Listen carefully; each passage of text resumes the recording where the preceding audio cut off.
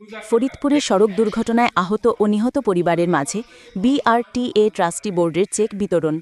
ফরিদপুর প্রতিনিধির পাঠানো তথ্যচিত্রে দেখুন বিস্তারিত। ফরিদপুরে সড়ক দুর্ঘটনায় আহত ও নিহত পরিবারের অনুকূলে বিআরটিএ ট্রাস্টি বোর্ড কর্তৃক মঞ্জুরিকৃত চেক বিতরণ করা হয়েছে। রবিবার বিকেলে ফরিদপুর জেলা প্রশাসক কার্যালয়ের সম্মেলন কক্ষে জেলা প্রশাসন ও বিআরটিএ এর আয়োজনে এই চেক বিতরণ করা হয়।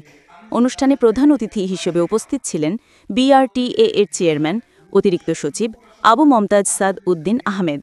এ সময় তিনি বলেন, সারা দেশে সড়ক দুর্ঘটনায় আহত ও নিহত পরিবারবর্গের অনুকূলে দুস্থদের মধ্যে টাকা বিতরণ করা হচ্ছে ২০২২ সাল থেকে। অসহায় মানুষের জন্যই এই ট্রাস্টটি গঠন করা হয়েছে। আমাদের এখন ৩০৭ কোটি টাকা ব্যাংকে রয়েছে এই খাতে।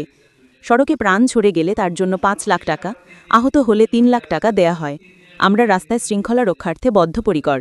তিনি বলেন, অসহায় মানুষের মাঝে এর আগে ফরিদপুরে ২ কোটি টাকা দেয়া হয়।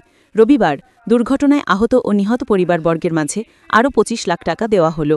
এ সময় অন্যান্যদের মধ্যে উপস্থিত ছিলেন বিআরটিএ এর পরিচালক ইঞ্জিনিয়ার শফিকুজ্জামান ভূঁইয়া, অতিরিক্ত জেলা প্রশাসক মিন্টু বিশ্বাস, ফরিদপুর বিআরটিএ এর সহকারী পরিচালক ইঞ্জিনিয়ার মোহাম্মদ নাসির উদ্দিন, মোটরযান পরিদর্শক মোহাম্মদ জাফর হাসান সহ সড়ক দুর্ঘটনায় আহত ও নিহত পরিবারবর্গ। পরে তিনি সড়ক দুর্ঘটনায় নিহত ৫টি পরিবারবর্গের মাঝে ৫ লাখ টাকা করে মোট ২৫ লাখ টাকার চেক তুলে দেন তিনি।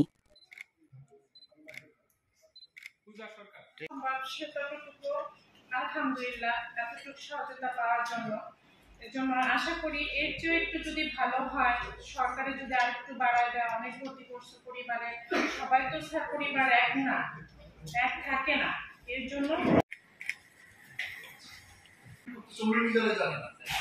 এই জন্য আমি মনে করি যেটা জানিয়ে দরকার, এই যে আজকে আমরা যেখানে ট্রাস্টি বোর্ডের যে কার্যক্রমটা হাতে নিয়েছি, এটা যে uneasy lies the head that wears the crown. প্রত্যেকে ভাষায় মুকুট চায়, কিন্তু মুকুট আশা করে আনইজি জিনিসটাকে ঘিরে ফেলে। আমাদের আসলে আমরা ই ড্রাইভিং লাইসেন্সের নাম শুনছেন নিশ্চয়ই। ই ড্রাইভিং লাইসেন্স যে একটা ই ড্রাইভিং লাইসেন্স, এই ড্রাইভিং লাইসেন্স পাইতে গেলে আমার একটা মোবাইল দিয়ে এখন সমস্ত প্রক্রিয়া করা যায়।